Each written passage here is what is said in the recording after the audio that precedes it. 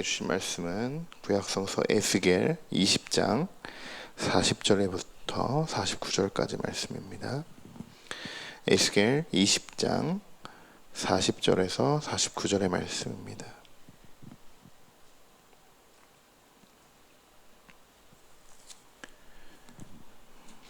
네, 우리 먼저 40절에서 44절까지의 말씀을 우리 함께 읽어보도록 하겠습니다. 주 여호와의 말씀이니라.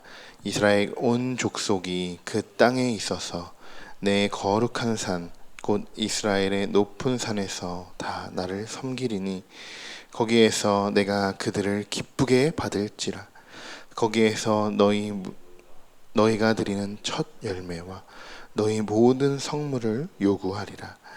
내가 너희를 인도하여 여러 나라 가운데에서 나오게 하고 너희가 흩어진 여러 민족 가운데서 모아낼 때에 내가 너희를 향기로 받고 내가 또 너희로 말미암아 내 거룩함을 여러 나라의 목전에서 나타낼 것이며 내가 내 손을 들어 너희 조상들에게 주기로 맹세한 땅 곧 이스라엘 땅으로 너희를 인도하여 드릴 때에 너희는 내가 여호와인 줄 알고 거기에서 너희의 길과 스스로 더럽힌 모든 행위를 기억하고 이미 행한 모든 악으로 말미암아 스스로 미워하리라.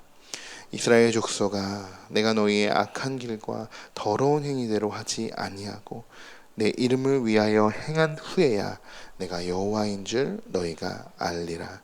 주 여호와의 말씀이니라. 아멘. 오늘 말씀, 오늘 본문을 읽으시면서 좀 어떤 마음이 드셨나요? 저는 제일 먼저 하나님에 대한 이 기대감이 생겼습니다. 33절부터 시작되는 이 말씀은 하나님이 맹세한 땅으로 이스라엘 백성들을 다시 인도할 것이다. 바로 이런 회복에 대한 말씀이기 때문입니다. 자, 기대감을 주는 문장들을 한번 살펴보면 40절에서는 내 거룩한 산, 이스라엘의 높은 산에서 나를 섬길 것이다. 자, 그리고 나는 너희들의 마음을 기쁘게 받을 것이다. 너무 기대가 되는 말씀입니다. 희망의 말씀이죠. 그리고 첫 열매와 너희들의 성물을 요구하리라. 이렇게 말씀하십니다.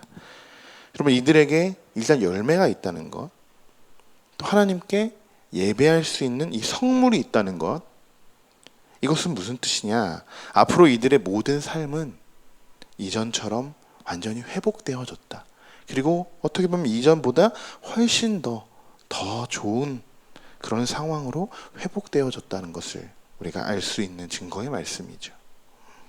또 41절에 너희가 흩어진 여러 민족 가운데서 모아낼 때, 자, 뿔뿔이 흩어져 있습니다. 지금 원래 이들은 다 같이 이렇게 모여 사는 종족인데 다 지금 이곳저곳으로 뿔뿔이 흩어져 있는 많은 사람들을 다시 하나님이 이스라엘로 다 불러 모아 주신다는 이야기입니다.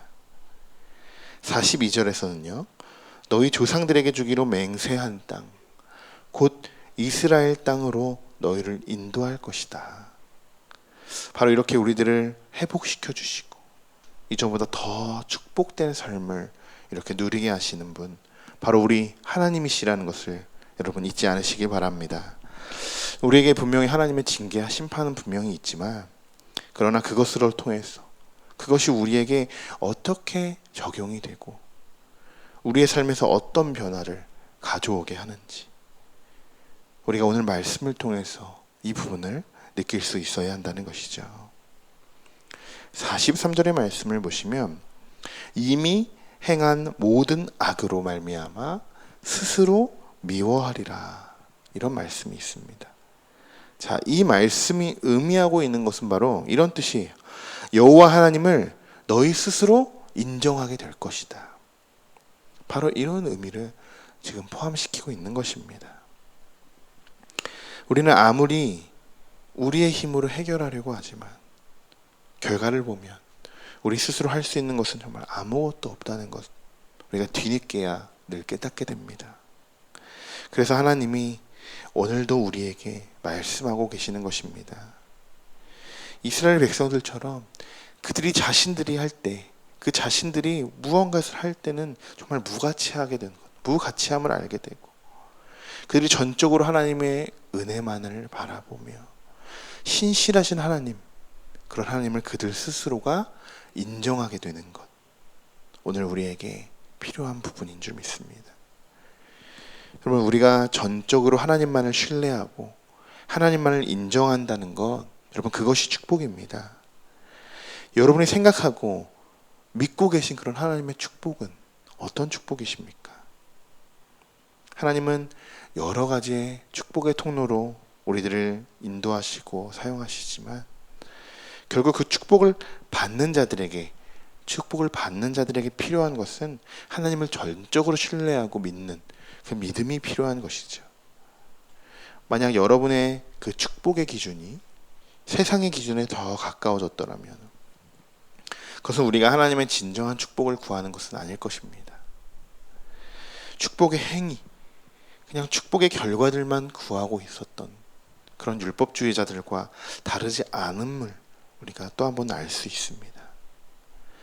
오늘 여러분이 기도하시면서 하나님의 진정한 축복을 구하시기를 소망하고, 또 하나님의 진정한 축복을 누리시기를 축복합니다.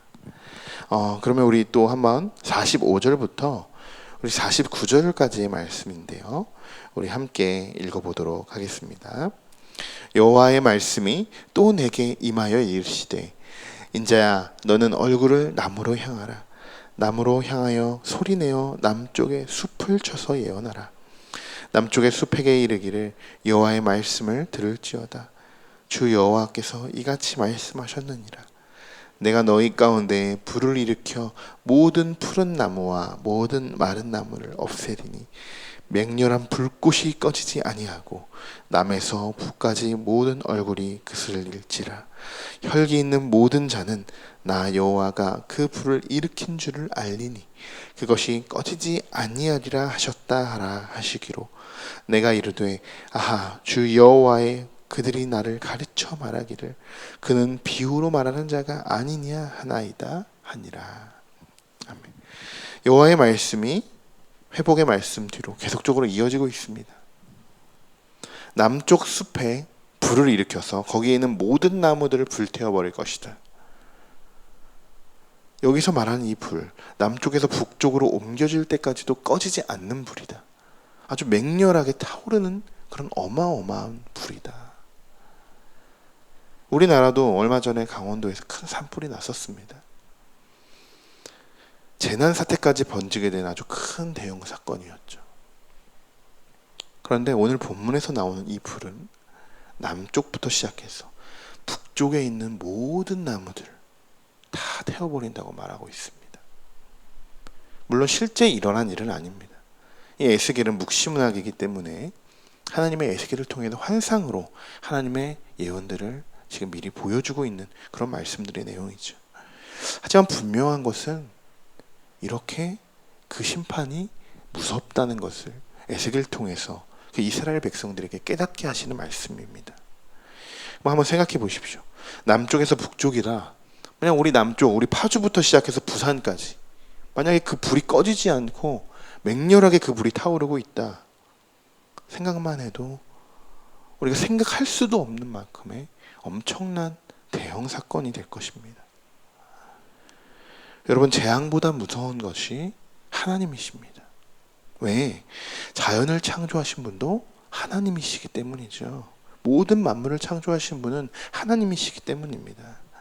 그런데 우리는 매번 그런 사실을 또 잊어버리고 그냥 현실에만 그렇게 묶여있는 우리들의 연약한 모습들을 우리들이 볼 수 있습니다. 오늘 우리가 말씀을 통해서 하나님을 더욱더 신뢰하는 그런 마음이 생겨나기를 바랍니다. 천지를 창조하신, 우리가 창세기 1장 1절을 비면 태초에 하나님이 천지를 창조하시니라. 그 말씀을 제일 먼저, 제일 앞에 있지만 우리는 그 말씀은 뒤로 하고 늘 우리가 필요하는 말씀만, 나에게 축복이 되는 말씀만 우리가 그냥 쏙쏙 빼서 그것만을 구할 때가 있다는 것입니다. 하나님은 그런 하나님이 아니십니다. 하나님은 우리에게 분명히 축복을 부어주시고 우리를 좋은 길로, 예수 그리스도가 걸어간 길로 인도하시는 분이신데 우리의 죄로 가려져서 그것이 보이지 않고 하나님을 신뢰하는 마음이 점점 더 멀어지게 되는 것입니다. 오늘은 말씀을 통해서 다시 하나님을 신뢰하고 여호와만을 인정하시는 여러분들의 마음이 되시기를, 그런 마음이 회복되시기를 소망합니다. 이스라엘 백성들은 에스겔을 통해서 이런 무서운 예언의 말씀을 하고 있는 도중에도 그냥 한 귀로 듣고 한 귀로 흘려보냅니다. 분명히 앞에서는 그들을 회복시킨다고 지금 하나님이 말씀하셨는데 그들의 마음을 보니까 하나님이 다시 이들을 징계해야겠다라는 말씀으로 49절에 그들은 또 이렇게 이야기합니다. 그는 비유로 말하는 자가 아니냐. 지금 에스겔을 향해서 이야기하죠. 비유로 말하는 자가 아니냐. 하나님의 음성으로 듣고 있지 않다라는 겁니다. 이들은 에스겔의 예언을, 그 말씀을 신뢰하지 않았습니다. 우리가 하나님의 말씀을 신뢰하지 않았던 것처럼 그들도 에스겔을 통해서 하나님 말씀하신 그 모든 비유들을 그들을 신뢰하지 않았다는 것입니다. 오히려 빈정거리고 그는 주술가처럼 그냥 그들은 비유하면서 그렇게 표현하고 있는 것이 아니냐. 여러분, 오늘 말씀을 앞에서부터 한번 쭉 다시 보면 하나님은 분명히 우리를 회복시켜 주시려고 합니다. 그런데 또 뒤에 이어져서 죄를 짓고 또 징계하시는 그런 하나님의 그런 말씀이 나옵니다. 그냥 우리가 회복시켜 주신다라고 해서 끝났으면 얼마나 좋겠습니까? 지금 20장까지만 봤어도 이들에게 이 수많은 예언들을 통해서, 이 묵시문학을 통해서 그들을 징계하고 그런 회복한다는 말씀이 계속적으로 반복되고 있지 않습니까? 여러분, 이것이 요즘 시대, 이 성령 충만한 시대가 갖고 있지만 또 한편으로는 죄로 인한 그런 죄의 충만도 함께 가고 있다고, 그렇게 우리가 또 제자훈련 시간에 배우고 나누기도 했습니다. 죄가 충만하고 성령이 충만한 이 시대, 이 부흥의 시대, 우리가 같이 가는 겁니다. 사실은 우리가 죄로 인한 그런 세상에만 사는 것이 아닌, 하나님의 축복의 세상에만 사는 것이 아니라 선과 악이 공존하는 그런 하나님의 구조에 대해서 우리가 같이 가는 것입니다. 그럴 때 우리에게 이스라엘 백성들을 우리의 마음속에 한번 비유해 본다면, 우리는 죄의 충만에 빠져 사는 것이 아니라 하나님의 말씀에 음성의 귀를 뒤어서 우리가 성령의 충만함으로 오늘도 살아가야 하고, 하나님이 무엇을 우리에게 말씀하시는지, 하나님이 우리를 왜 징계하시고 왜 그 징계를 통해서 나를 인도하시는 길은 어떤 길인지, 또 우리 가정을 통해서, 또 우리 교회를 통해서 지금 말씀하고 계시는 부분은 무엇인지, 분명히 이런 회복들을 하시는 분이신 하나님이신데 왜 우리에게 이 징계들이 필요한지 우리가 에스겔을 통해서, 이 말씀을 통해서 계속적으로 우리가 점검하는 그런 시간이 되기를 소망합니다. 마지막으로 우리는 스스로가 계속적으로 하나님으로부터 가까워지려고 우리가 노력해야 됩니다. 우리가 노력하지 않으면 하나님과의 관계 당연히 멀어질 수밖에 없는 것입니다.